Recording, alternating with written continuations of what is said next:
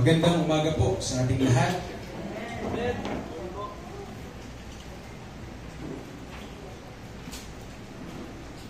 Ngayon po tayong lahat, buksan po natin ating mga Bible sa Book of Galatians, chapter 6, and Ephesians, chapter 5.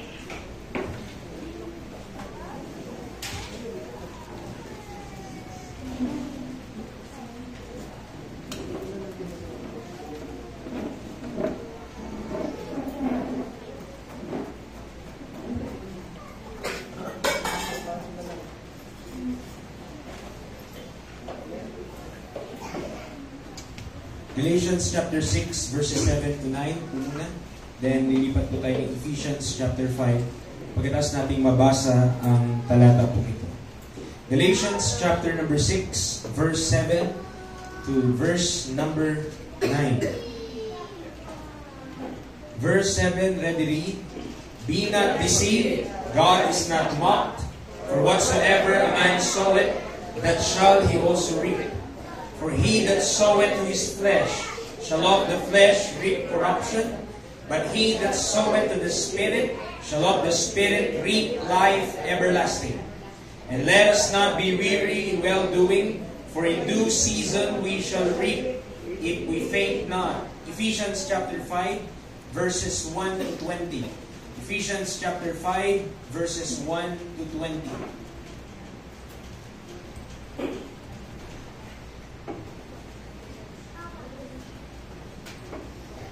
Ephesians 5, verses 1 to 20, verse 1, ready read. Be therefore followers of God as dear children, and walk in love as Christ also hath loved us, and hath given himself for us an offering and a sacrifice to God for a sweet-smelling savor. But fornication and all uncleanness or covetousness, let it not be once named among you, as becometh saints. Neither filthiness, nor foolish talking, nor jesting, which are not convenient, but rather giving of thanks. For this ye know, that no whoremonger, nor unclean person, nor covetous man, who is an idolater, hath any inheritance in the kingdom of Christ and of God. Let no man deceive you with vain words, for because of these things cometh the wrath of God upon the children of disobedience. Be not ye therefore partakers with them, for ye were sometimes darkness, but now are ye light in the Lord. Walk as children of light. For the fruit of the Spirit is in all goodness and righteousness and truth, proving what is acceptable unto the Lord. And have no fellowship with the unfruitful works of darkness, but rather reprove them. For it is a shame even to speak of those things which are done of them in secret. But all things that are reproved are made manifest by the light. For whatsoever that make manifest is light. Wherefore he saith, Awake thou that sleepest, and arise from the dead, and Christ shall give thee light. See then that ye walk circumspectly, not as fools, but as wise, redeeming the time, because the days are evil. Wherefore be ye not unwise, but understanding what the will of the Lord is. And be not drunk with wine wherein is excess, but be filled with the Spirit, speaking to yourselves in psalms and hymns and spiritual songs, singing and making melody in your heart to the Lord, giving thanks always for all things unto God and the Father, in the name of our Lord Jesus Christ. Purihin po ang Panginoon, tayo manalangin. Maraming Diyos, salamat sa pagkakataon po na ito na ibinigay niyo po sa aming lahat. Sa pagkakataon muli na makapanambahan kasama ang mga kapatiran, ang mga naligtas sa pamagitan ng dugo niyo po doon sa krus ng Kalbaryo na ikayo rin na namatay para sa aming mga kasalanan. Nilibingan sa ikatlong araw na buhay na magmuli. Panginoon, kami po lumalapit po sa inyo. Baka tulungan niyo po kami na maintindihan ang mapapangaral ngayong umaga, ma-realize ang amin pong mga pagkukulang, amin pong mga pagkakamali, pagkakasala, maituwid ang aming pag-iisip, makapaglingkod ng maayos at tama, katanggap-tanggap sa inyong harapan. Salamat sa Panginoon sa lahat po ng ito. Ikaw ang may taas sa aming gagawin sa pangalan ni Jesus. Amen. At amen, tayo po ay makakaupo.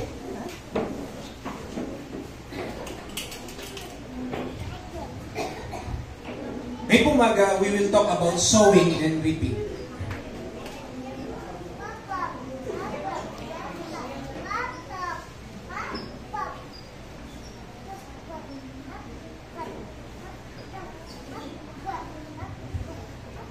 Sowing and reaping. Doon po sa talatang nabasa po natin sa Galatians, chapter number 6. Maliwanag po doon ang pagkasaad ng salita ng Diyos. Nasabi dyan, huwag tayong padadaya. Be not deceived. Why? God is not mocked. For whatsoever a man soweth, that shall he also reap.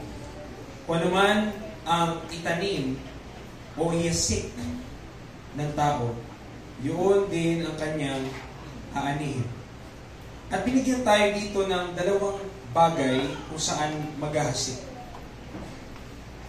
Hindi tumutukoy ito sa partikular na magtatanim ka ng mangga, magtatanim ka ng kaimito, kuyabano. Kundi sabi nga sa verse number 8, siya na maghahasik sa kanyang laman ay aani sa laman ng corruption. Ngunit siya na maghahasik sa Espiritu ay sa Espiritu aani ng buhay na walang hanggan. Preacher, ibig sabihin po ba ang buhay, ibig sabihin, ang unawa ko po kasi sa buhay na walang hanggan, salvation eh. Tama? At ibig sabihin, kailangan ako magtatanim. Ibig sabihin, gagawa ako para umani ng buhay na walang hanggan. Mga kapatid, sa context, dito po ay life everlasting ang tinutukoy. Ito yung uri ng buhay na kung saan aanihin natin kung tayo ay makikinig sa sinasabi ng salita ng Diyos. At aanihin natin ang tama at hindi ang mga kamalian.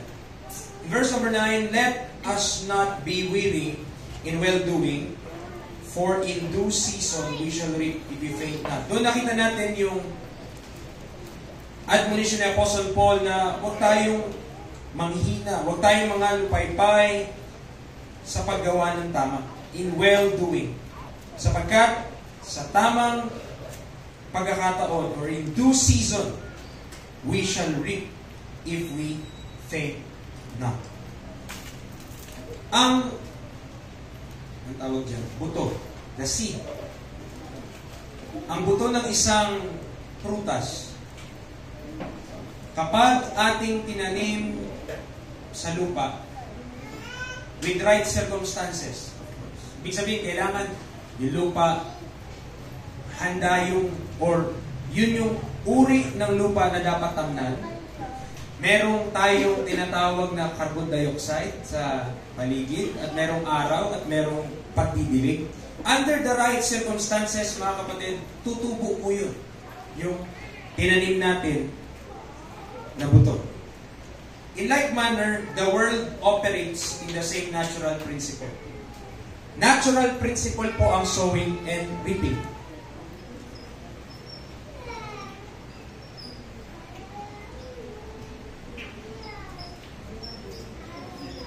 Ibig sabihin, when God, in the Garden of Eden and in the creation, doon sa Book of Genesis, nilikha niya yung mga halaman,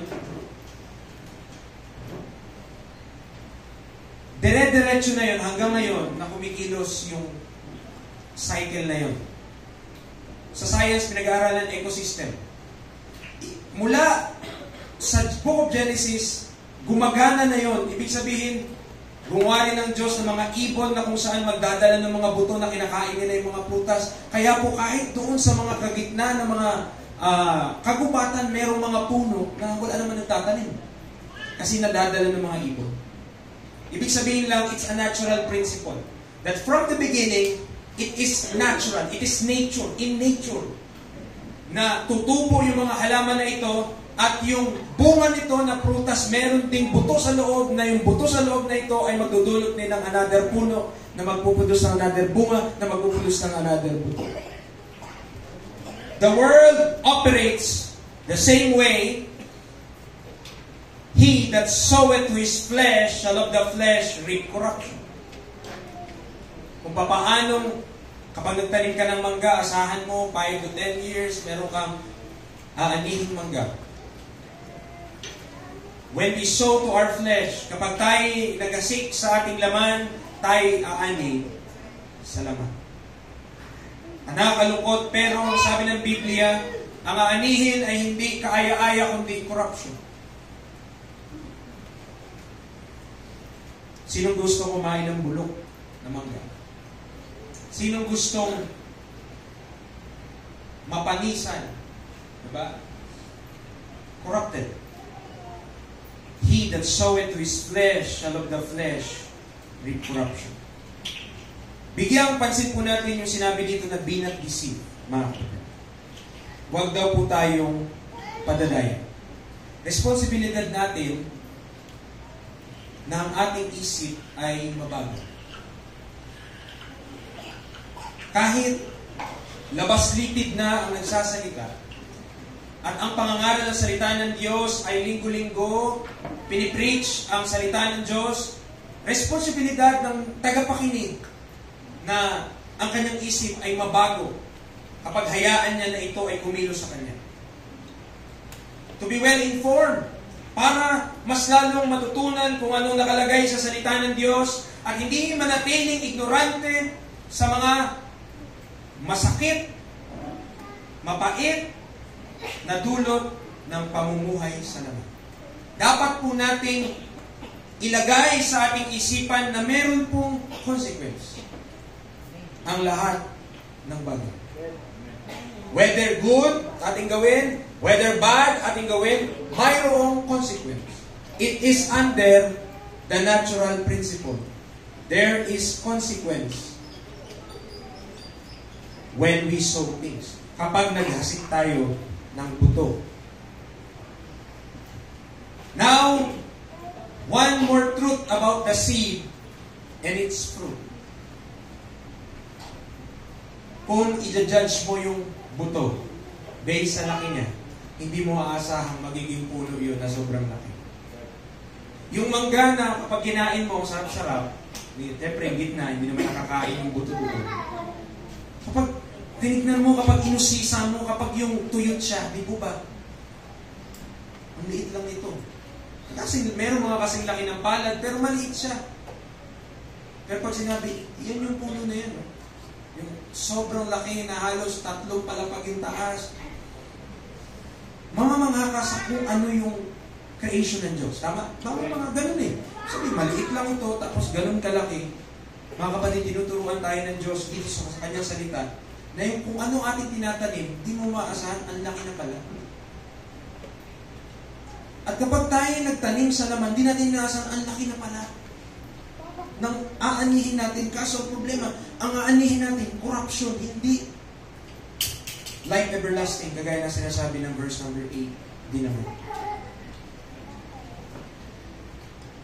It is our responsibility. Sinabi dyan be not deceived. Ibig sabihin, utos yun. Huwag kang, sabi niya, huwag kang padadaya. Be not deceived. Bakit? Minsan iniisip natin na walang magiging resulta yung ating mga ginagawa. Pero mga kapatid, kung tinatanim mo mangga, huwag mo asahan naman, kakatanim mo lang ngayon, bukas meron ng bunga. At yun ngayon nakakatakot eh. Pagdating sa buhay Kristyano, may mga bagay tayo, mali yung ating ginagawa. In the energy of the flesh natin ginagawa. Akala mo wala lang kasi wala ka naman nakikita consequence eh. Ngayon lang yun. Pero, sa pagtatanim natin ng kamalian, mga kapatid, at nagnanatili tayo sa kamalian, hindi natin alam, 5 years down the road, 10 years down the road, nandoon yung effect ng ating ginagawa. Mga kapatid, I'm preaching this. Sowing and reaping principle. Dahil napakahalagang maintindihan natin na hindi lang tayo basta nagpupunta sa simbahan. Na ang pag-church ay hindi religious activity. Na para baga kapag nagsimba ka, oobligahin mo ang Diyos na magpanain ka. Lord, nag-church ako ah. Baka naman di mo pa ako pagpalain ito. And when we think that way about God, we have a very low view of who God is. ang tingin natin sa Diyos, ay paluwalan lang ng pagpapala. Mga kapatid, hindi higit ang Panginoon doon. Hindi lamang pagpapala na pisikal na iniisip natin, anong makukuha ko, anong magkakaroon ako, hindi lang yan ang meron ng Diyos. Sapagkat yung pag-ibig ng Diyos, kagaya ng mga inawit ng mga kumanta dito, puro love na yung kinantay. Yun yung matatanggap natin at yun yung meron, kaya namatay si Kristo para sa atin. And the same love, He wanted each and every one of us to have. Yung parehas na pag-ibig na meron kay Kristo na nagpunta sa Kanya doon sa krus, ay parehas na pag-ibig na gusto niyang makamtan ng bawat isa sa atin. A small seed, maliit lang ginagawa mo, hindi mo pinapansin, maliit na bagay lang. Every week, every day, ginagawa mo, maliit lang, maliit lang, maliit lang, maliit lang.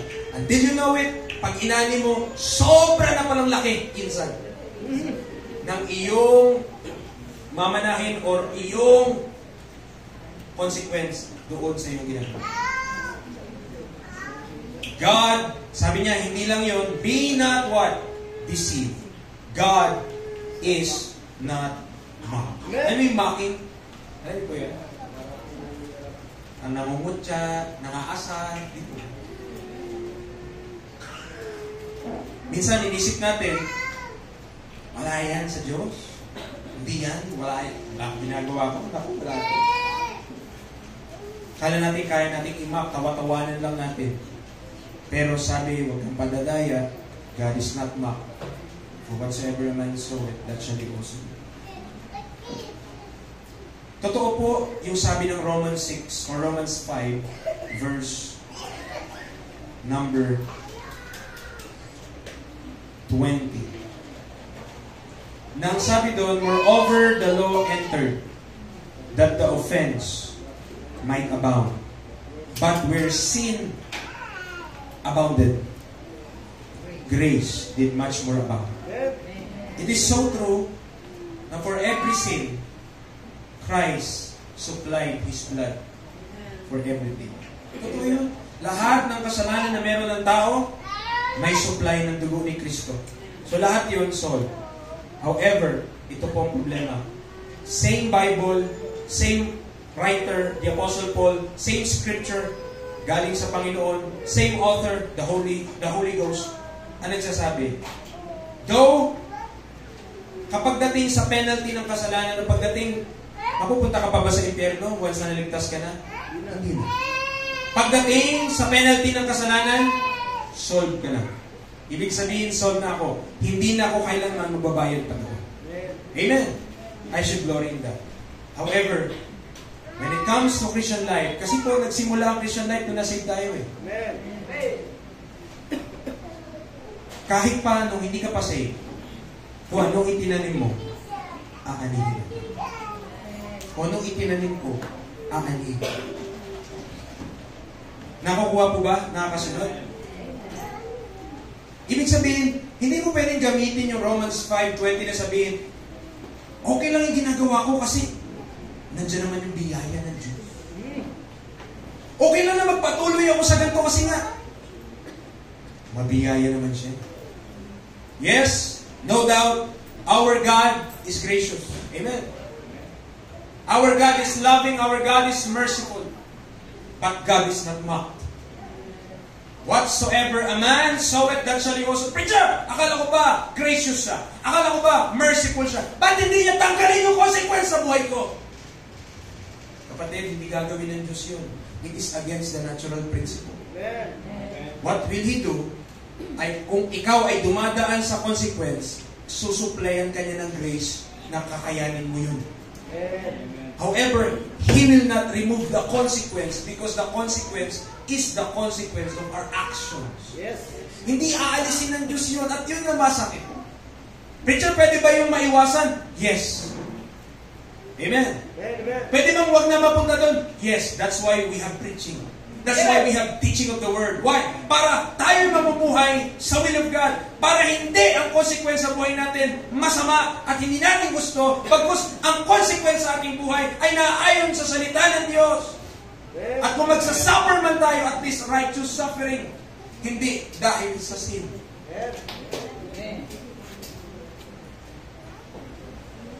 Maybe, hindi mo sinasabi, but you are justifying your actions. Dumagamit ka pa ng Bible. Kaya, ba? Romans 5. Sabihin mo pa, gracious naman siguro. Mabiyaya naman ang Panginoon. Pero tingnan mo, Romans 6.1. Kukontradict yan ng Romans 6.1. What shall we say then? Anong masasabi natin ngayon? Shall we continue in sin? That grace may abound. Kasi saan galing yung tanong na yan? Sa verse 20. Tama? Kasi nga sa verse 20 sabi, kung saan ang kasalanan nag-a-abound, sumasagana, ang biyaya ay mas higit. Sumasagana rin. Kaya sabi sa verse 1, natutunan mo yung katotohanan na yun. May grace sa bawat sin. So dapat ka ba magpatuloy sa kasalanan? Anong sagot ng Bible? Verse number 2. God forbid. God forbid. It is not God's will that we continue in sin. Yung basic definition ng sin, mga kapatid, anong basic definition ng sin?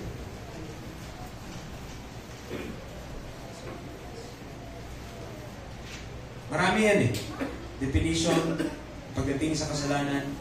Pero sin, pag kumuha ka ng definition sa Romans 14, basta not of faith, sin yun. Whatsoever is not of faith is sin. Against God's word. Pag hindi,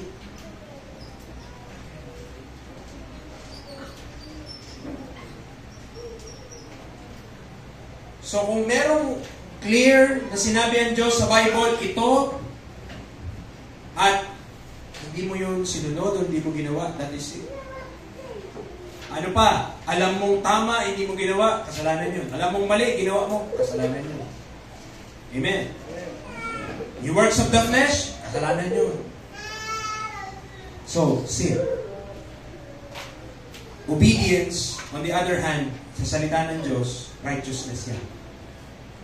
So sabi niya, verse number 1, Romans 6, anong masasabi natin?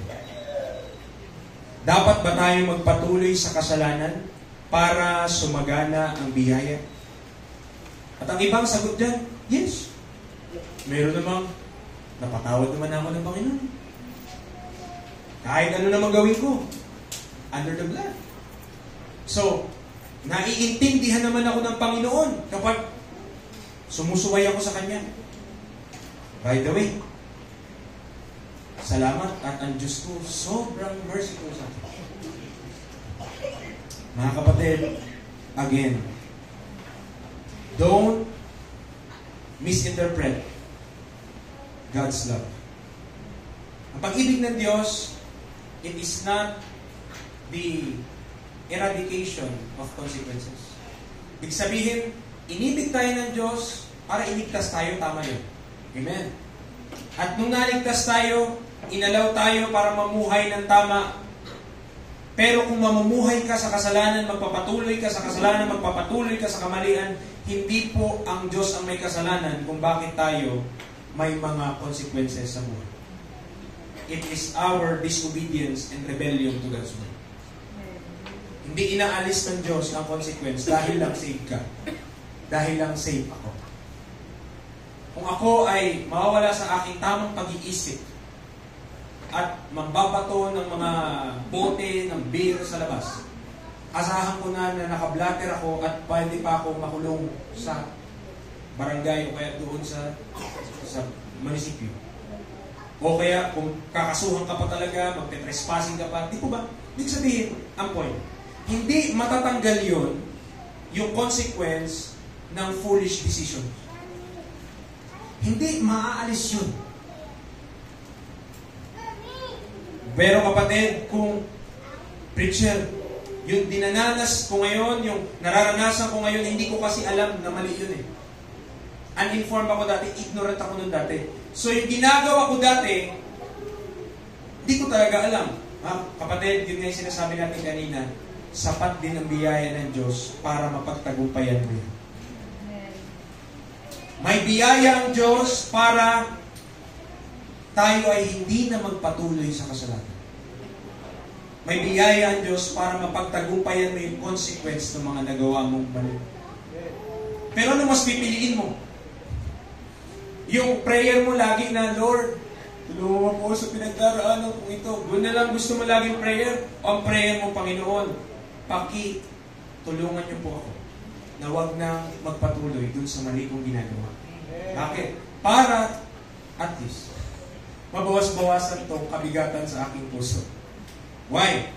Dahil ang cause din naman ng maraming mga bagay at heartache at pain sa ating buhay, wala iba kundi tayo rin. Bakit po? Matigas ang ulo natin. Amen. Matigas ang ulo natin. For whatsoever a man soweth, that shall he also reap. Profound, real. Tama po, totoo yun. Yung sabihin ng Panginoon, whatsoever a man soweth, that shall he also reap. Hindi lamang totoo yun, kundi at the same time, parang nakakanginig din yun. Katotohanan yun. Let me remind each and every one of us ng bawat act, deed, thoughts, intents, lahat ng isipin natin, gawin natin, lahat yun merong consequence. At direktang nakakaapekto sa buhay natin dito sa lupa. Kahit gustuhin man natin o hindi, nakakaapekto ito. Even sa mga taong nakapaligid sa atin. Akala mo, yung desisyon mo, walang kwenta yun? Or wala namang maapektuhan yun? At sasabihin mo pa, buhay ko naman to. Akala natin walang nakakaapekto, hindi nakakaapekto to sa iba. Especially tayong mga saved, sa mga kapwa natin, mananampalataya, sa mga brethren natin. Akala natin, yung ginagawa natin, wala yung epekto sa kanila. Meron po. Romans 14, verse 7. It has an effect.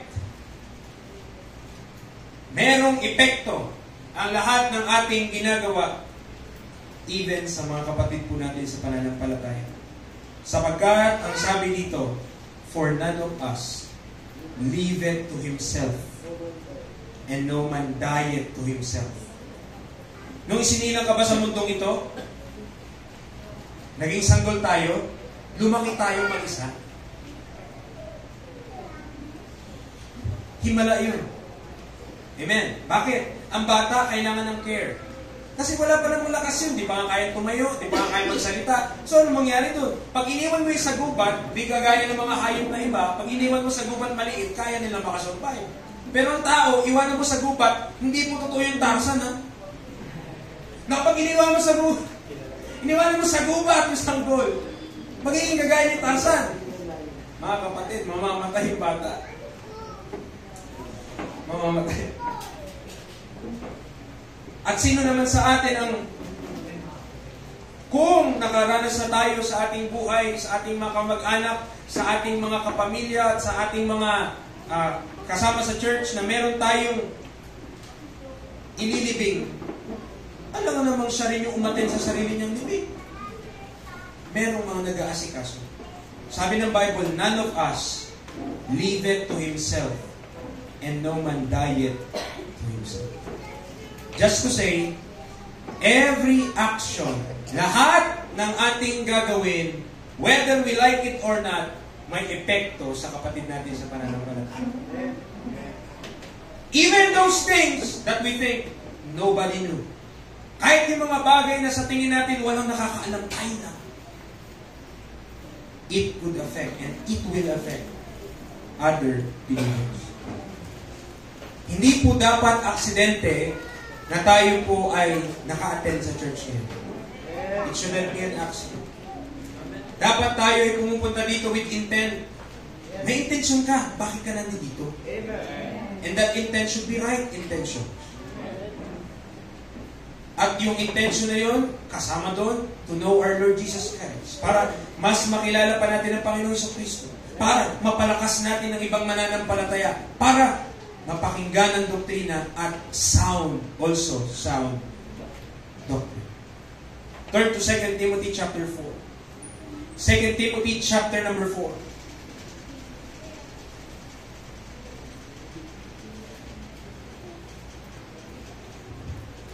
In 2 Timothy chapter 4,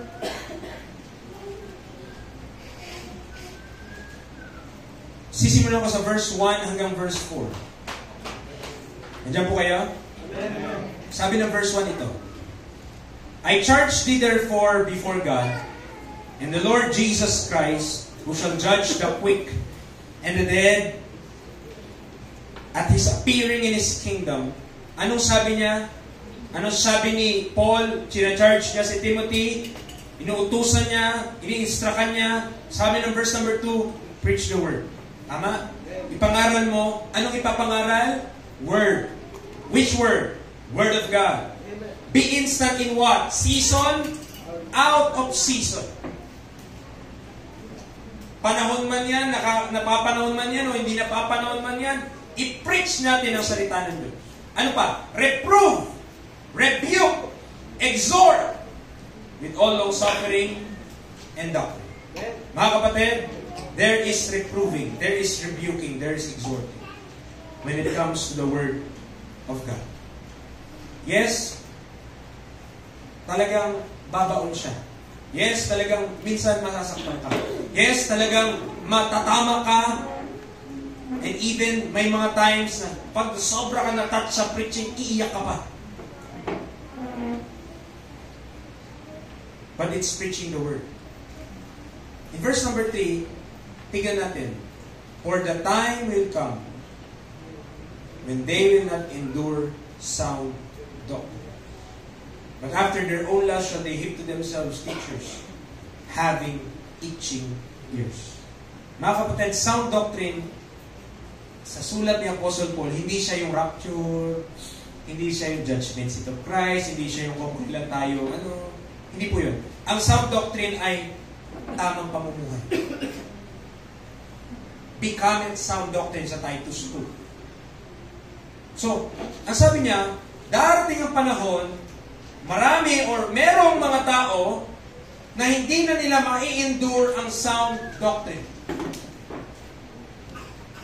There will be a time. And I believe it is ongoing since nung panahon pa ni Apostle Paul. Ongoing na yung truth na yan.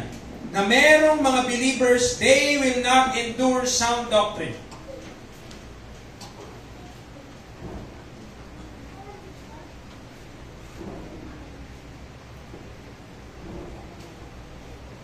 One of the causes kaya merong mga umaalis sa church, hindi lang naman yung doctrine, kung ano pinaniniwalaan. Tama po, hindi lang yung, ano ba, stand nyo sa ganito, ano bang stand nyo sa ganyan, hindi ganun. Most of the times, people are going in and out of churches because of sound doctrine. Dahil sa pamumuhay ng bawat isa. Somebody got offended dun sa buhay ng isa. Somebody ay napisod sa buhay ng isa. Tama? Yung sound doctrine na ito na tinutukoy ng Bible, this is the reason why aalis ang iba. The time will come when they will not endure sound doctrine. Pero ano gagawin? After their own lust shall they heap to themselves teachers, having itching ears. Madali na yan ngayon. Bakit online na yan? Sino gusto mo pakinggan sa YouTube? Ayun, ito, magaling ito magsalita. Ang sarap pakinggan. Bless na bless ako. Bakit ka bless na bless? Pagpapalain daw ako ni Lord. And they shall turn away their ears from the truth and shall be turned unto fables. Mga kapatid, by God's grace, we should remain a old-fashioned church. Old-fashioned church. Preaching, teaching, yung awit natin, hymns, spiritual songs. We should remain that way. We should not go outside. Hindi daw tayo malis doon. You know why? Yung mga churches that adopted otherwise. Ibig sabihin, yung mga tumalikod sa mga bagay na yon, nasa saan na sila ngayon? Where are they right now? Kamustahin mo ang buhay. Kamustahin mo ang church. Kamustahin mo ang mga bata. What is happening? It is consistent with sowing and reaping. Kung gusto nating makakita ng mga young people na nagmamahal sa Panginoon, tamnan natin yung Espiritu. Amen. Kung gusto natin ng mga young people one day na magmamana ng church na ito, magpapatuloy dito sa church na ito at mamahalin pa rin ng Panginoon, parents and adults and seniors, mga kapatid, continue in the faith. Huwag tayong magiging malambot sa kanila na mag-yield tayo sa kagustuhan nila. Nowadays, ang mga bata ang nasusunod.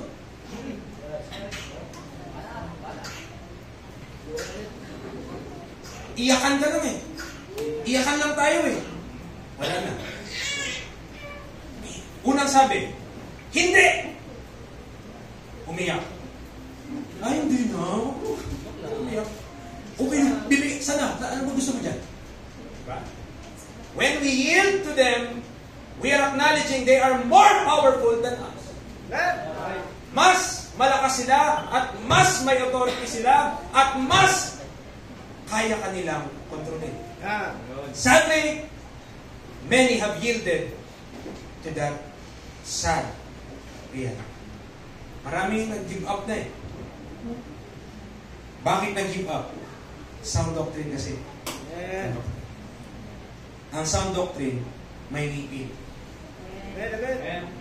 Ang sound doctrine, kailangan mo taga sumunod. Preacher, diba? Liberty tayo, hindi tayo grace, hindi tayo law. Liberty tayo. Bakit ganyan? Kapatid, ang grace nagtuturo, denying ungodliness and worldly lust. We should live soberly, righteously, godly in this present world. Liberty and grace doesn't mean you must sin. Hindi ibig sabihin ng biyaya na pwede kang magkasala. Ang ibig sabihin ng biyaya, meron tayong kakayanan na mamuhay sa katwiran ngayong ligtas sa tayo. Amen.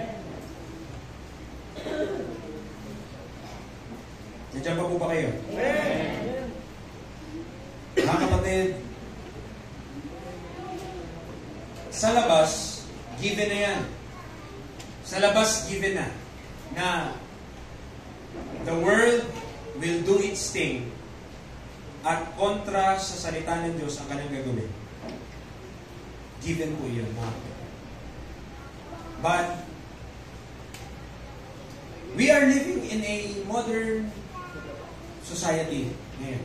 We're living in a technologically advanced world.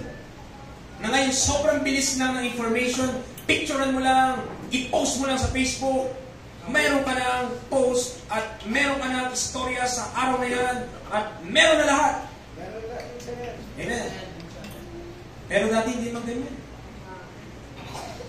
However, mga kapatid, because of that fast-pacing world, maraming mga believers, naging lousy na sila. Pinabayaan na lang. Even yung mga bata po sa gadget. Ang pampatulog cellphone. Ang pampatahimik cellphone. Nawawala na po yung quality time with the father and the mother. Yung kumakain sa pagkainan, pag kumain sa pagkainan, guilty naman lahat, di ba? Cellphone din. I-post pa. Oops. Oh, meal of the day. Second card. Happy family. Selfie. Happy family, kumakain. Pero pag kumakain, lahat ng cellphone.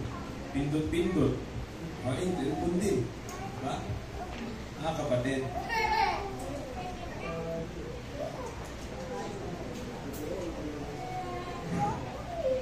If we will not address these things, sooner or later, mawala na yung mga bata dito sila. Mas gusto kasi nilang kausap yung mga virtual friends nila. Yung mga tao na doon lang nila sa internet nakikilala. Siyempre, kaduo mo eh. Siyempre, kagrupo mo doon sa cellphone or doon sa laro. At tuwan-tuwa sila sa laro nila.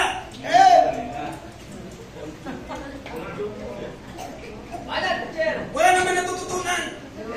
Natututunan na sumagot sa nanay. Natututunan lang sumuway sa tatay.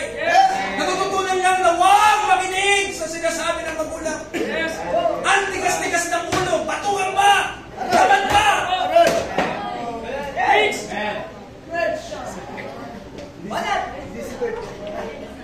Hindi kami mag-drop ng liver.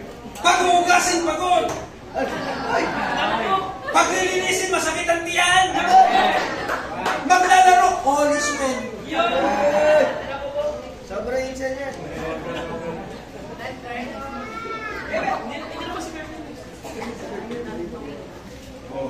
Pero mga kapatid, hindi natin matutulungan sila kung kukonsintihin natin sila. Amen. We should also be firm. Hindi lamang, nagpipreach tayo ng ganito, tinutulungan po natin kayo. Why? Kasi wala naman tayong ibang desire kundi mapaayos yung buhay. Amen. Makapaglingkod sa Panginoon ng maayos at tama at matuwid. Ano bang desire natin? Bakit ako magpipreach ng ganito? Para lang pahirapan yung buhay ng mga young people. Ayoko taga yung kay preacher. Lahat na lang kinuha sa akin. Wala na akong cellphone. Wala na akong lahat. Ano bang purpose natin? Bakit natin ito ginagawa? Sowing and reaping yan. Tanim ka ng tanim yan yung oras mo sa cellphone. Tingnan mo. Diba? Pinag-aaral ng nanay, homework. Wala, nanay gumagawa. Tatay gumagawa. Ang anak, walang alam. Okay. Amen.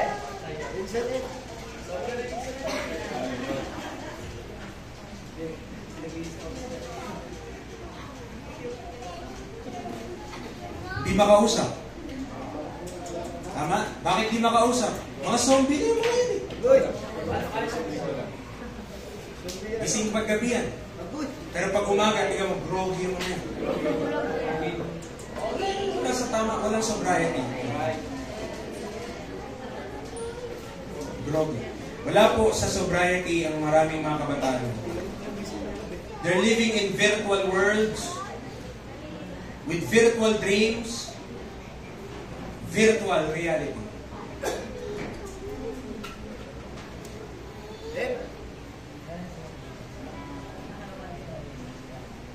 The time will come when they will not endure sound doctrine. Aalis ka ba kung magtuturo ako dito ng Genesis 6, mga fallen angels yun? Palagay ko, hindi ko nga eh. Ganun ba yun? Ganun ba yun?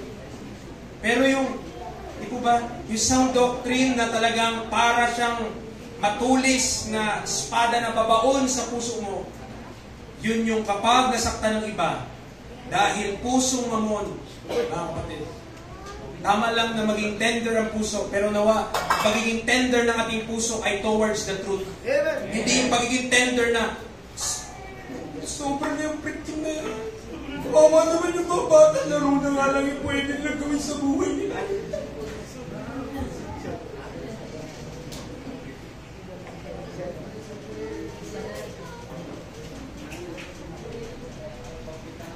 Nakakalungkot po yan.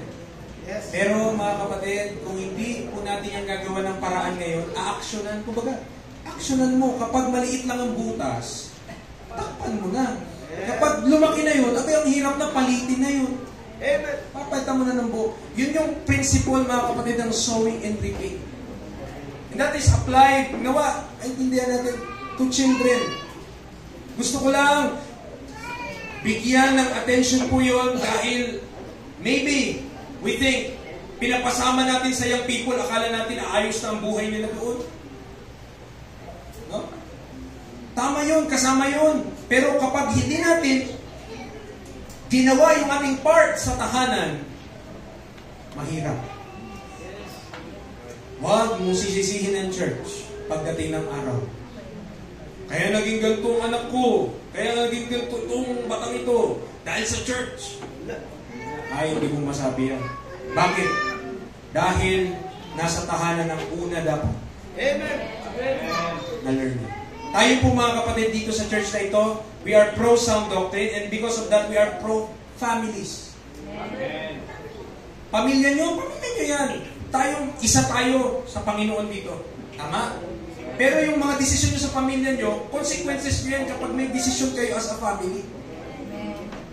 Tama po? So, by God's grace, tayo ay nagpipreach lang ng katotohanan. Darating ang panahon, they turn away their ears from the truth. Masakit po ang truth. Kasi even ang preacher, hindi exempted sa truth na yun. Yes. Truth ay talaga pong para sa lahat yun. Amen. Hindi exempted ako kayo lang yun. Hindi po yun. Lahat po tayo applicable sa atin yung katotohanan na yan na sinabi sa salita ng Diyos. Amen. Amen? It's very dangerous. Even yung mga young people, sobrang bata pa na tutututo na mag-text-text. Tingin, messenger na eh. Ang mga magulang walang alam, may secret conversation na messenger eh.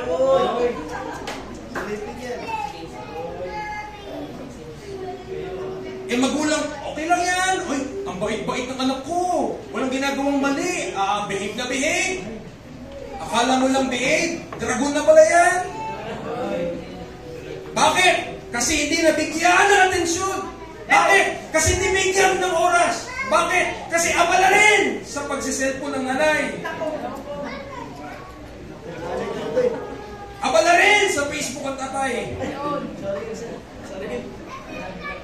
Abala rin ang mga kapatid. Imbis na magiging guide sa kapatid. Aba, ang ingay-ingay mo. Ano mo na lang dyan?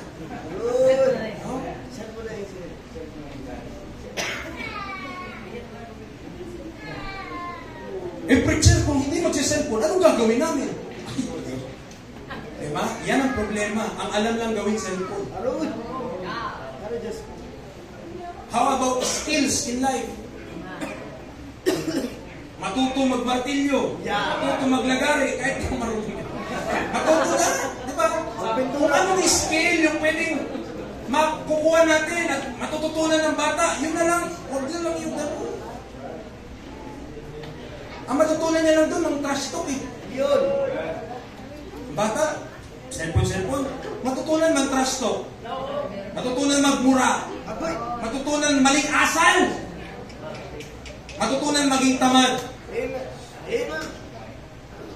Kung babalik lang tayo 100 years, pabalik Pilipinas, walang batang ganyan kasi wala pa cellphone.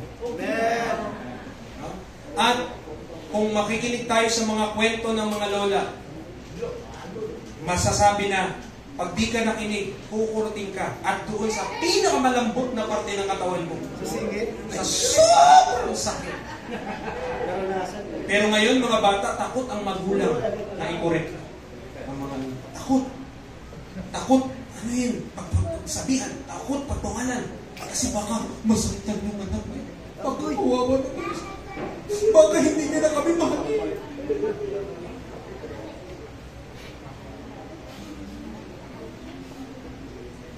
Pinipreach po natin ito kasi may pakialam po tayo, ma'am. Amen! Kasi ako rin nahihirapan sa preaching eh. Lutang kayo eh. Cellphone yan.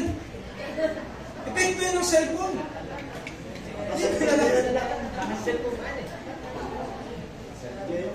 Maging totoo lang tayo sa sarili natin. Ano oras tayo natulog?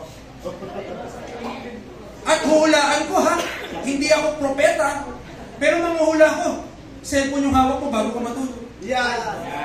Bago ko.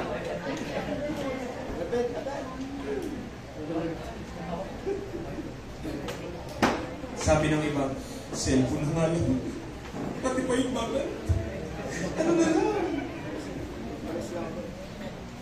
Kaya yung attention span natin sobrang liit. Pero kapag mga palabas sa TV, ang haba ng attention span. Kasi para ka doon hypnotism yun eh. Para ka na-hypnotize. Ganda ng storya, ganda na ganyan. Pero pag preaching, tagal, kubad sapatos,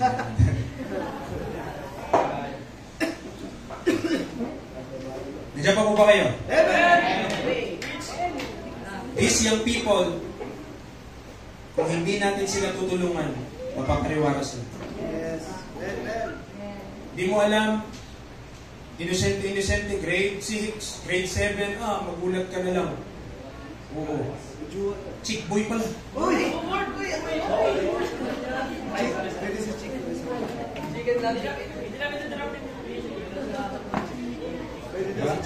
Hindi natin namamalay. But those things, what you sow, you will reap. Kung maghasik tayo ng kapabayaan, aani tayo ng kasakitan at kapalitan. At kalungkutan sa huli. Kung hindi tayo makikinig sa salita ng Diyos, ito po hindi. Word of God. If you will not listen to the Word of God, sound doctrine from the Word of God, iiyak tayo sa huli. Magsisisi tayo. By the way, may grace naman doon. So, So kung iiyak ka sa huli, may grace naman. Pero bakit pa hintayin mo yun kung pwede namang prevention is better? Amen. Yan pa po ba? Amen. Bakit ayaw ng mga churches yung sound doctrine? Kasi lovers of themselves sila more than lovers of God. Mga kapatid, kung ang salita ng Diyos ay naipangaral at umabot sa ating mga puso, huwag natin itong i-dismiss. Huwag natin, ay, okay lang yan. Huwag. Maging handa tayong magpabago sa Panginoon. Be ready to change. Be ready na kapag naka-receive ka ng correction, ng reproof mula sa salita ng Diyos, mali pala ito, mali pala yan. We should be willing to change. And sadly, mga kapatid, families are not close ngayon. Families are not close. Hindi close, hindi kumakain na magkasama, di ba? Hindi open yung communication sa pamilya, hindi nag-uusap. Bakit? Di ba? Sa sanlibutan open siya, pero sa pamilya niya hindi. Hindi po healthy yun. Ang healthy, mga kapatid, whatever mangyari sa atin in our lives, dapat alam mo, siyempre, kapamilya natin yun. No? So, please, bigyan natin panahon yung mga tao na kapaligid sa atin. Sa mga magulang, pakiusap po. Pakiusap. Kailangan po ng mga anak nyo ang inyong yakap.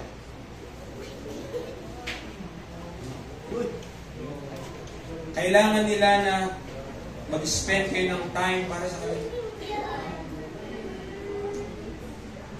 Another one. Diyan pa po kayo? Amen. Huwag po natin kalimutan ang attendance natin sa church. Don't forget our church attendance or our coming together. Especially tuwing linggo na nga lang yun. Alam niyo po, hindi naman, totoo lang. Kung lahat tayo magtatrabaho ng linggo, kikita tayo mas malaki. Oh, alam mo, itatrabaho ka linggo. Hindi, kikita ka talaga. Tama? Tama yun. No? However, we must bear in mind na hindi na tayo para lang sa word. We are already bought with a price. And we should acknowledge that spiritual needs are much more important than physical ones. Importante yung spiritual needs natin. Kaysa doon sa mga physical needs lang natin. O papaano ang dali-dali natin i-give up ang church kapag may okasyon? Na parang wala lang tayong guilt. Normal lang. Yan lang.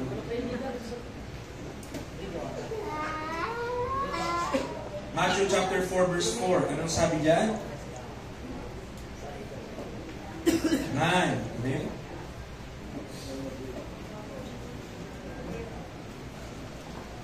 But he answered and said, It is written, Man shall not live by bread alone, but by every word that proceeded out of the mouth of God. Bakit ko po ito pinipreach? Why? Because sowing and reaping tayo, tama? Nakikita yun ng mga bata at yung mga kasama nyo sa bahay. Tayo, mga working tayo, mga nag-negosyo tayo, nag-work tayo, nakikita nila. Now, nakikita nila kung ano yung priority natin sa buhay. Kung nakikita nila na ang priority natin, yung trabaho natin, higit sa salita ng Diyos at sa fellowship ng mga believers, tatatak sa kanila yun. And one day, maybe that will be their justification kung bakit sila atin ng church. May school activity kami. Gaano ka-importante yan? Gaano ka-importante yan higit sa salita ng Diyos? Gaano ka-importante yan higit? We must develop conviction in our lives. I understand, mga kapatid, we have all the excuses in the world. We could say, busy po ako, ganito ginagawa ko, or marami tayong pwedeng excuse. But don't think ikaw lang ang may excuse. And each and every one of us will have an excuse. But praise God, you chose to be here today. Pinili mo na nandito ka ngayon. Salamat, kapatid. But be consistent. Consistent tayo. Yung asahan ka ng kapatid, nandyan yan, every week yan mag-attend. Hindi yan nagmimintis kahit isa. Hindi yan nagmimintis kahit minsan. Be consistent. Why? Sowing and reaping yan. Sowing and reaping.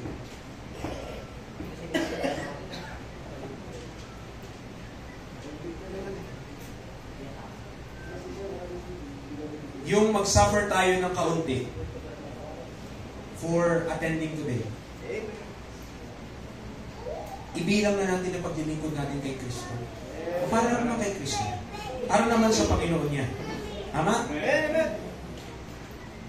Ibilang natin na ginagawa natin siya para sa Panginoon Jesus. Colossians chapter 3 verse number 2. Colossians chapter 3 verse number 2.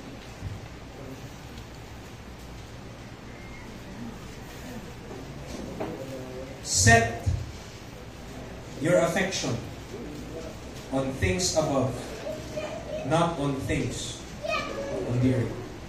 Set your affection on things above, not on things on the earth. Mga young people, you should, wala kang nga dapat excuse eh. Kasi wala ka pa namang pamilya. Wala pa naman pang pamilya. So, tayo dapat ang laging present talaga. Talagang di ka taga-mimintis. Dinahin mo pang iba. No? Dinahin pa natin ng iba. Pero, dapat tayo yung walang excuse. We should always be available. Hindi, preacher, kasi sa grades ito, kala mo naman, tinatarget mo 1. Kala mo naman, tinatarget mo 99. Ang target mo lang din naman, pumasa.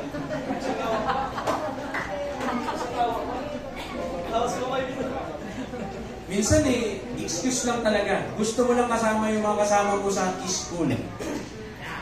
Kasi doon na-express mo ang pagiging ikaw. Agoy! Minsan! Hindi matatapos ang linggo na ito na hindi lahat galit. Yes! Philippians chapter 2, verse number 2.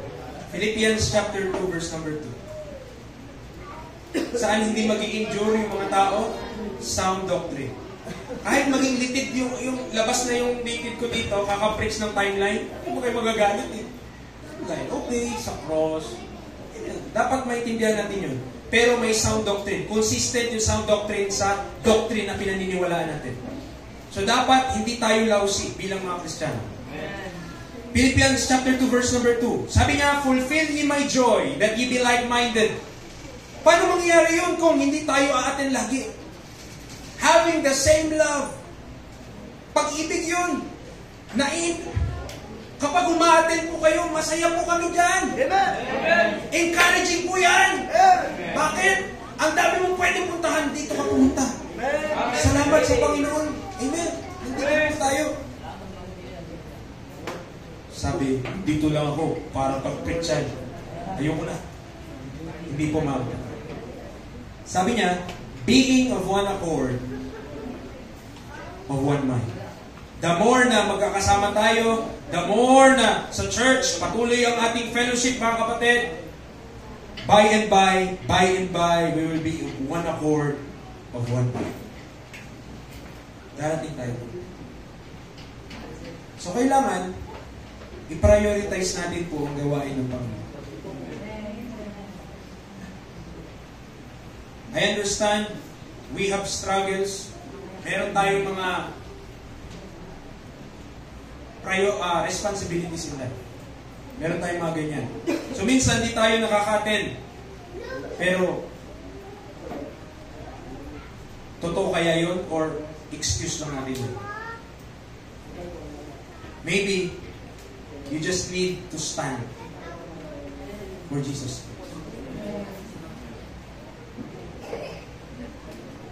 Totoo po ba yung God shall supply all your needs according to His riches and glory in Christ Jesus. Is it true yung verse na yun? Totoo po ba yung verse na yun? Alam ko, iba sa atin, parang nagdududa, pero nagpo-provide naman ang Diyos. Tama. Kung liliban ba tayo ng linggo sa lahat natin ginagawa, mamamatay kaya tayo?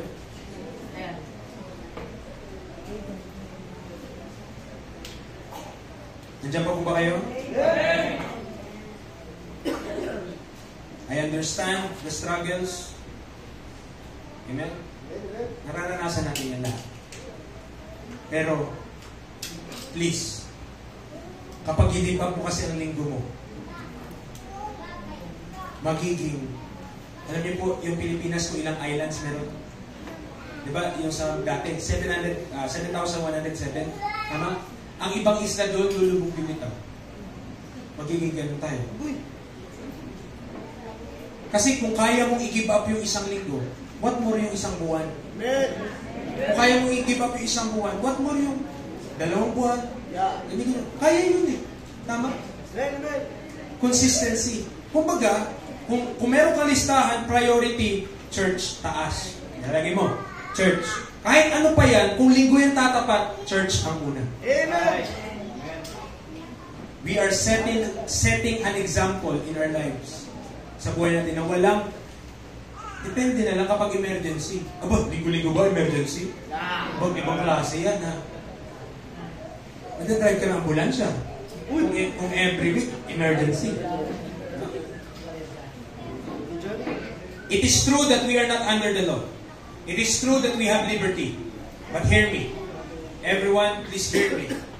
Develop po tayo ng conviction at purpose sa ating puso na ang ministry ng Panginoon nasa top ng priority natin. Amen. Amen. Young people, come on. Sinong niloko nyo? Come on. Richard, kasi busy kami sa mga group works namin. Ano naman? Group works doon, 50% nandiyan. Nandiyan po ba kayo? Amen. Nandiyan po ba ang mga people? Good. Preach. Amen. Ano lang pinag-uusapan dyan sa mga group work na yan? Yan. Anong lang kasi guys? Yung guwapo doon sa katabing classroom? Yung maganda doon sa katabing classroom? Sabi nga, ang mga adult, they were not born yesterday.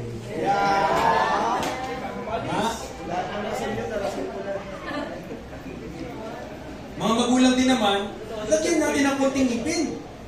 Pag sinabi, linggo ngayon, ano to? Walang, bumagsak ka na, mag-church ka na! Amen! Kala ko naman may magbabagsak ngayon, takot na takot nga sila sa estudyante. Amen?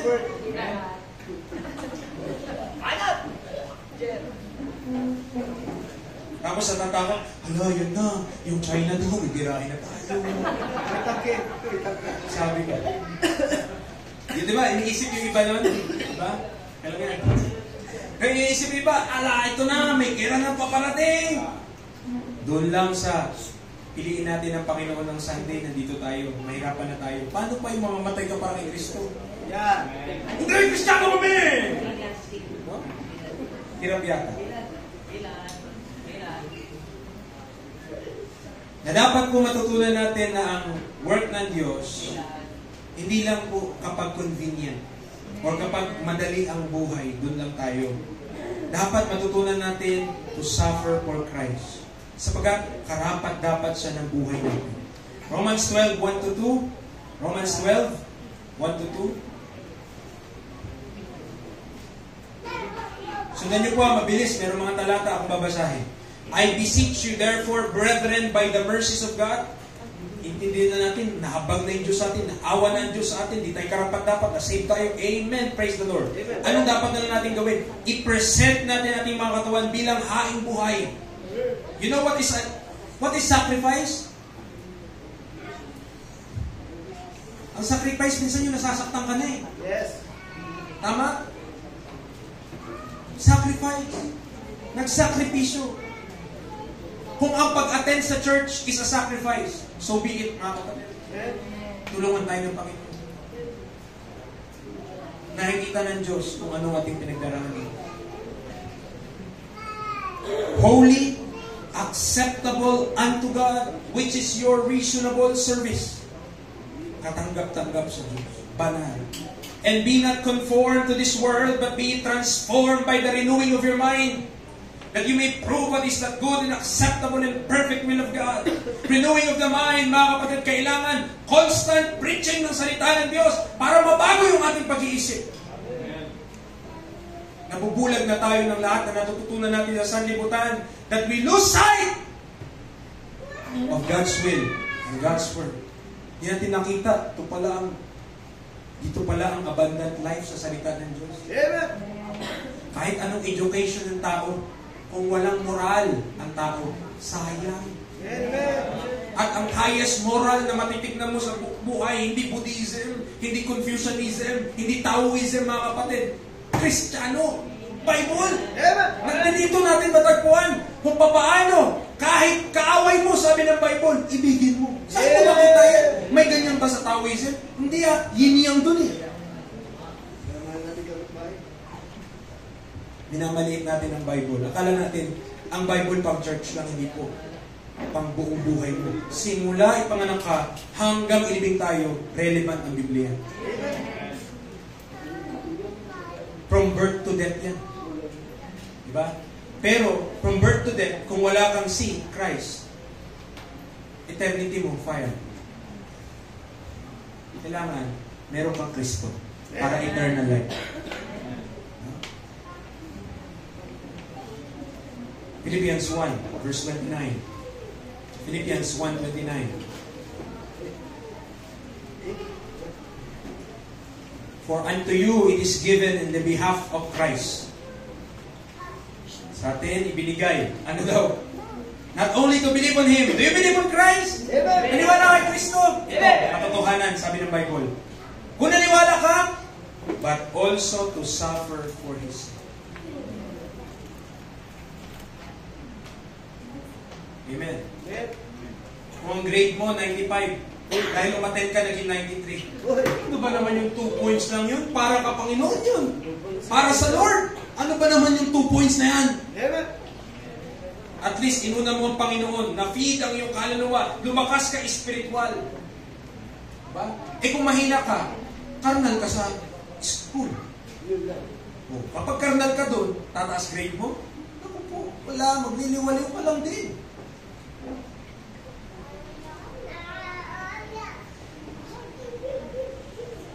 Kaya pa? Kaya pa?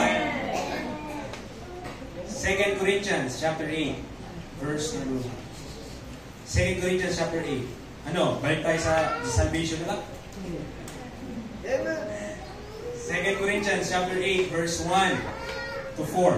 Sabi niya, moreover, ito ay doon sa Macedonian believer.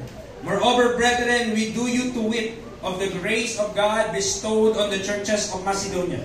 How that in a great trial of affliction, the abundance of their joy, hirap na hirap sila, hikahos po sila. Mga kapatid, tama yung term, hikahos po sila.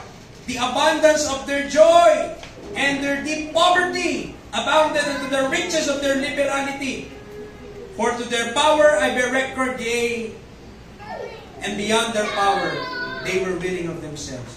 Bakit nila kayang magbigay beyond sa kakayanan nila? Verse 4 po. Praying us, 5 pala, basahin ko muna yung 4. Praying us with much entreaty that we would receive the gift and take upon us the fellowship of the ministry to the saints. Paano nila nagagawa yun? Higit pa sa kakayanan nila, hikahos sila sa buhay, pero bakit kaya pa rin nila maging liberal or maging givers, mga kapatid, sa kay Paul? Verse 5. And this they did, not as in hope, but first gave their own selves to the Lord and unto us by the will of God. That's the secret. Kaya beyond their power. Bakit? Ibinigay una ang sarili sa Diyos. At kay Paul, in the will of God. Anong point ko, mga kapatid?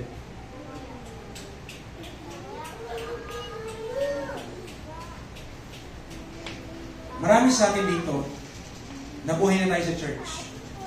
Yung most of our, or sa higit 3 taon, higit 5 years na tayong nasa church. Or nag-church. No.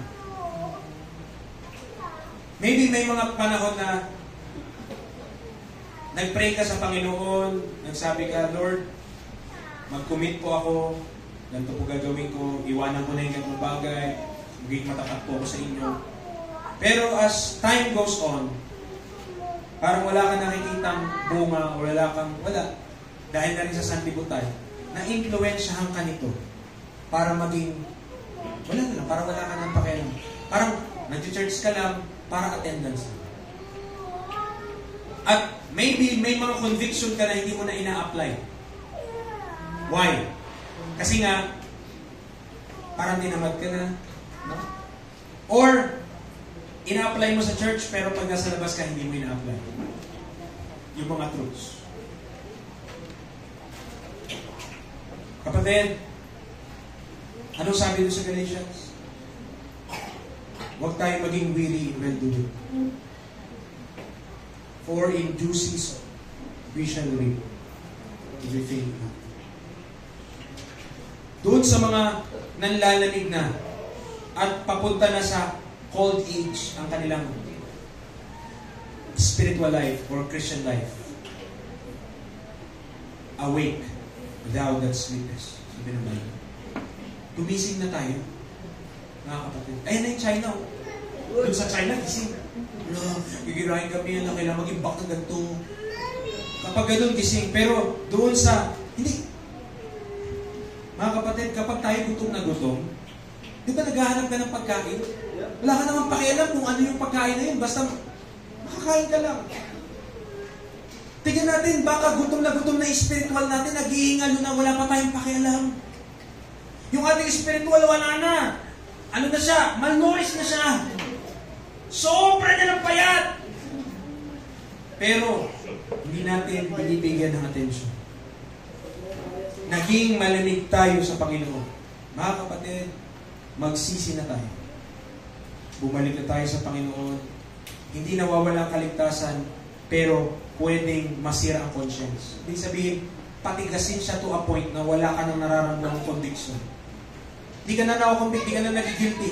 Kahit mali ginagawa natin, kahit hindi tama, wala ka nang nararamdaman. Huwag tayo dumating sa ganun. Mahirap yung ganun, mga kapatid. Yung hindi ka na nasasaktan ng preaching. Diyos ka naman. Romans 8 verse 18. Ano pa? Romans 8 verse 18. For I reckon that the sufferings of this present time, o yung mga pagdurusa ng present time, are not worthy to be compared with the glory which shall be revealed in us. Pero yan, kapag nasa langit na tayo, wala na yung lahat. Amen. Tiisin mo. Tiisin natin, mga kapatid. Matutunan natin tiisin. Mga young people, tiisin mo. Di mag-cellphone at di maglaro ng games. Hindi pa nga yan sabi rin eh. Tama lang yun eh. Pero, tiisin mo. Bakit? Para maging tama yung pag-iisip natin at di tayo lutang sa buhay. Imbes na marami na tayo natututunan skills, wala tayo. Ang alam lang natin maglaro. 1 Corinthians 10:13. 1 Corinthians 10:13. There hath no temptation taken you, but such as is common to man. But God is faithful, who will not suffer you to be tempted above that you are able, but will with the temptation also make a way to escape, that ye may be able to bear. Kaya yan. Bakit? Kasi may salita ng Diyos. May way of escape every time. Pero kailangan mag-exit ka. Hindi yung mag-i-stay ka doon. Sabi niya, lahat ng temptation, common to man. Common to man. Common to man. But God is faithful. Do you believe that? Amen. Do you believe that God is faithful? Amen. Kung faithful siya, pwede siyang pagkatiwalaan, tama? Pwede natin siyang pagkatiwalaan ng buhay natin. Pwede natin pagkatiwala yung desisyon natin sa Kanya. Pwede natin pagkatiwala yung buhay natin sa Kanya. Amen? Pagtiwalaan natin siya. Pagtiwalaan natin siya. Kung nagiging hadlang yung mga ginagawa natin sa buhay, para hindi tayo makapaglingkod sa Panginoon, then maybe mag-pray tayo ng wisdom sa Panginoon. Or mag-pray tayo, palitan na yung ginagawa natin na yan. Or alisin na yung ginagawa natin na yan. Kung nakakahadlang yan sa Kanya.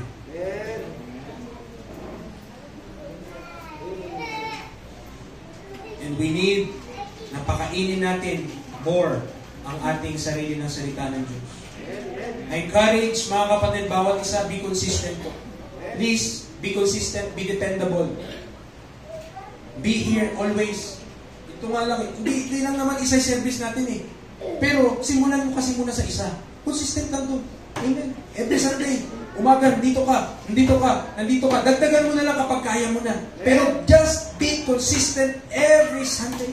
Encouragement lang yun. Hindi yan para sa amin, para sa iyo din yan. Amen. Richard, hindi talaga kaya. Oh, come on. Hindi ka namin hatulan. Tutulungan ka namin kung kaya namin. But by God's grace, it is your decision. It is your choice. Whether or not you will be faithful to God or not. Attend regularly. Magdala ka notebook, ballpen, King James Bible, at handang puso na makinig at tenga. Kung consistent tayo sa mga physical natin pangangailangan, sa mga young people, kung consistent kayo sa pag-aaral nyo, be consistent with God's Word. Be consistent on attending church, na ma-preachang ka ng katotohanan, na malaman mo ang iyong pangangailangan para maituwid ang iyong mga dapat gawin. Amen. It is our choice. Be dependable. Remember the principle na natututunan natin. Sow to the Spirit, you will reap the fruit soon. Anihin mo din yan. Hindi, wala naman makapagsabi dito na sobra na ako ng pakikinig sa salita ng Diyos. Meron pa ganyan sa atin? Sobra na talaga. Grabe na. Ang dami ko na napakinggan. However, kapag nineglect natin itong simple admonition na ito, one day, I don't know, we pray na, but hindi tayo makatakas sa principle na yan. Sowing and reaping. Corruption is knocking on your door. Don't live a life of misery. Understand God's will. It's knowable. Let us abide therein. Your parents see you. Yung mga, diba? Yung mga magulang natin, nakikita tayo. Yung mga kaklase natin, nakikita tayo. Yung mga katrabaho natin, nakikita tayo. Yung mga anak, nakikita tayo. Yung mga bata. Ipakita natin na willing tayo mag-suffer para sa Panginoon. Amen.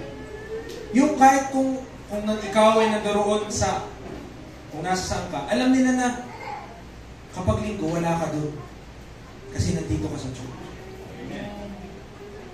Yung automatic, kapag yayayain ka nila, yayain lang natin yan ng ibang araw, wag lang linggo. No agad yan, no. Yes. Yung alam nilang ganun yung decision mo agad. Bakit? Kasi yun yung priority mo. Pinapahalagaan natin, yung binibigyan natin ng oras. And let us not be weary in well-doing. Maybe, meron ka mga conviction na ngayon na, iniwan mo na, nanlamig ka na. Maybe, minsan sa buhay mo, nag-decide ka, atin ako lagi. However, isang beses lang, naimbita ka sa ganito, sa handaan, sa ganyan. Naimbitahan ka minsan lang. Tapos, nag-yield ka doon. Nag-give in ka doon. Ngayon, wala na. Hindi ka na consistent sa pag-aaral. Dati, kapag hindi ka nakaka-attend, nagsisisi ka. Parang bigat-bigat ng kalooban mo. Ngayon, pag hindi ka naka-attend, okay lang. Christian, have you given up on your convictions? Why are you compromising? Why are we compromising? Do you think the Lord will remove the consequences of it? Again, God is not mocked. For in due season we shall reap if we faint not. Believe God's word. Huwag tayong ma-deceive. Mga kapatid, yung world, di naman walang pakialam sa atin yan. Kung ang buhay natin masira, mawasak, walang pakialam yan. Tatawanan ka pa ng sandibutan. Ha? Kung ang pamilya natin magkasira-sira, wala. Meron bang tutulong sa iyo ng sandibutan? Barangay, anong gusto niya? Pero ang church po na ito, sa biyaya po ng Panginoon, may pakialam. to help each member live an abundant life in Christ. Wala tayong ibang design. Ngayon, kung hindi naman natin okay lang sa atin, o wala tayong nahirapan tayo, sige lang. Pero we are just here to remind and to preach the Word of God. Because the Word of God, totoo po, yun lang yung makapag-straighten sa atin. Makapagpatuloy sa atin. Okay, panghuli po mga kapatid. Sa lahat ng dulo. Ephesians 5, yung binasa ko kanina. Nabilis lang po tayo dito sa passage na. Verse 1 and 2, itong sabi niya. Be therefore followers of God as dear children, and walk in love as Christ also hath loved us, and hath given Himself for us, an offering and a sacrifice to God for a sweet-smelling Savior. Followers of God. Lahat ng ipinapagawa sa atin ng Panginoon, ginawa ni Kristo. Kaya tayo pwedeng sumunod sa Panginoon. Dahil si Kristo yan, first of all. Nag-set siya ng example ng pag-ibig at sacrifice. This is a warning. At the same time, kapag nag-decide tayo, magiging seryoso tayong Kristiyano, may i-give up ka talaga. Totoo yun. Maaring kasalanan, maaring kaibigan, maaring habit, meron kang i-give up. At maaaring maging burden ka pa nga, mag-burden ka pa kasi maraming magbabago sa buhay mo. Hindi na pwedeng ginagawa mo dati. Pero magpasalamat tayo. Opportunity yan para mabuhay para sa Panginoon. It's a glorious opportunity. Verse 10, proving what is acceptable unto the Lord. Have you proved? Have you proven? Na-prove ba natin kung ano ang katanggap-tanggap sa Panginoon? We could prove.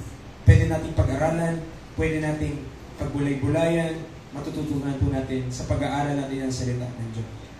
Verse 15, see then that you walk circumspectly, not as fools, but as wise, redeeming the time, because the days are evil. Wherefore, be not unwise. So gusto ng Panginoon, maging wise tayo, maging marunong tayo. But understanding what the will of the Lord is. Pwede pa lang maintindihan ng will? Yes. Nakasulat eh. Lahat nga yan, will eh. Will ng Diyos na lumakan tayo sa pag-ibig. Will ng Diyos na yan, yung mga komanda sa Ephesians 5 at sa iba pang talata dito na pinag-aaral natin. Will yan ng Diyos.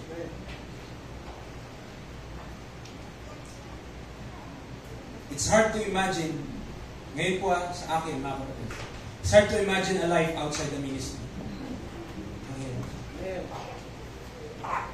Kasi nandito na yung buhay mo, dito na nilaan yung oras mo, dito mo na nilaan yung buhay mo, dito mo na nilaan yung talento mo. It's hard to imagine life outside the ministry. At gusto natin yun yung, i-train natin yung mga young people sa ganun. Na ang ministry para sa kanila, kadugtong ng buhay nila, nandun talaga sila. Hindi yung parang ministry, parang pupuntahan lang nila, parang attendance, Lord bless me, church ako. Thank God, amen, na early on sa aking pagiging bata, ay nasave ako. Brethren, God's will is knowable and provable. Nandito nakasulat. Nasubukan mo ng sumuway. Nasubukan mo ng mamuhay sa sanlibutan. Nasubukan mo ng i-justify yung mga mali mong ginagawa. Eh, saan pa papunta yun? At ano naging resulta ngayon? Diba? Sakit ng ulo. Corruption. Last verses, tatlong passage. Romans 16. Romans 16. At tayo po'y magtatapos. Romans chapter 16, verses 3 to 4.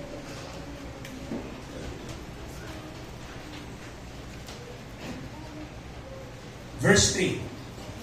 Greet Priscilla and Aquila, my helpers in Christ Jesus, who have for my life laid down their own necks, and to whom not only I give thanks, but so also all the churches of the Gentiles. Di ba tayo maabot dyan? Yung willing ka na yung sarili mo mismo Maisa peligro para lang sa gawain. Ibang klase na yan. Tama? Wala pa tayo doon. Pero, nawa, matutunan natin by and by. 1 Corinthians 16:15. 1 Corinthians 16:15. Ano sabi niya?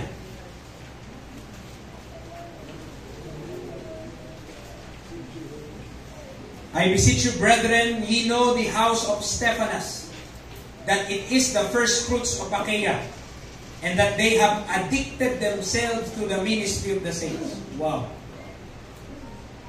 Ang inihiling lang po natin ngayong umaga sa atin lahat, Sunday lang.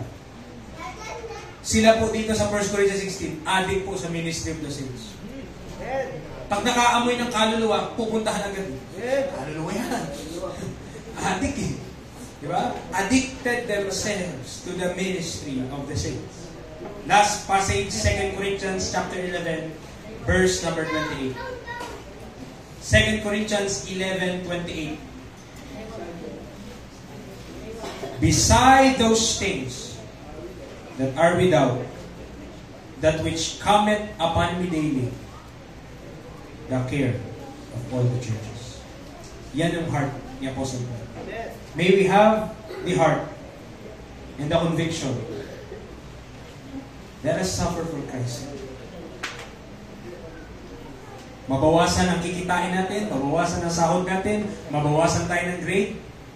Mga kapatid, dun sa ginawa ni Kristo para sa iyo, ikumpara mo na lang yun. Sigurado ako, lugi ka. Sigurado ako, mas malaki yung sinakripisyo ni Kristo para sa atin. Ano ba naman yung magsakripisyo tayo ng konti lang para sa Kanya? Tayo po'y manalangin. Lord, we come to you in prayer this morning. Hindi ko po alam in what part of the message na na-touch yung need.